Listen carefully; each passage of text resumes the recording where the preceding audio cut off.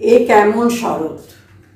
সবাই বলছে শরৎ এসেছে, অথচ শিউলির গন্ধ নয়, শরতের মৃদুমন্দ বাতাসে ভেসে আসছে তাজা তরুণ রক্তের গন্ধ।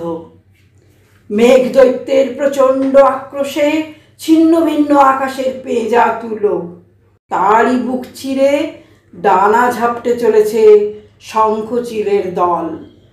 রক্তাক্ত শরীরে কেউ পড়ছে মুখ থুবড়ে, কারো লক্ষ্য ভবিষ্যতের ইশারার পানে। তরতাজা তরুণী রক্তের রক্তিম আভা শরতের পদ্মে শালুকে।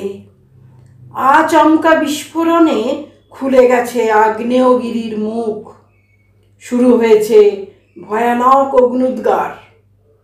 কখনো শরতের সোনাঝরা রোদে আগুনের তাপ, লেলিহান অগ্নিশিখায় পুড়ে ছারখার কাশের সাম্রাজ্য, কখনো বা শরতের দুচোখে বৃষ্টি। ধরণীর দীর্ঘ নিঃশ্বাসে ভোরের শিশিরে 104 ডিগ্রি জ্বর।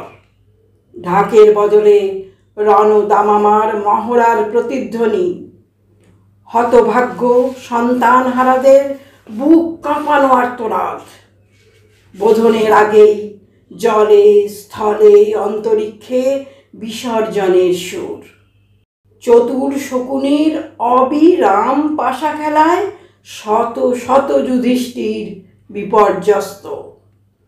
দ্রৌপদীদের নেই শারদসজ্জা, আসন্ন বিপদের আশঙ্কায় আরুলায়িত কেশে তারা ভুলুণ্ঠিতা।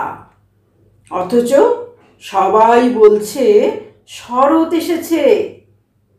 প্রকৃতির বুকে কান পাতলেও মায়ের নূপুর ধ্বনি আসছে না কানে। কেবলই শুনছি দুর্যোধন আর দুঃশাসনদের আসুরিক আস্ফালন। তবে কি কোনো এক অজানা মুহূর্তে প্রকৃতির নিয়মেই এসেছিল শরৎ? সে কি এক বুক ব্যথা নিয়ে ফিরে চলে গেছে? জানি না। তার আগমন ধ্বনি শুনতে পাইনি, তবে মন বলছে এ শরতে আসবে না মা। যে শরতে আসছে না মা, বুঝি না সে কেমন শরৎ।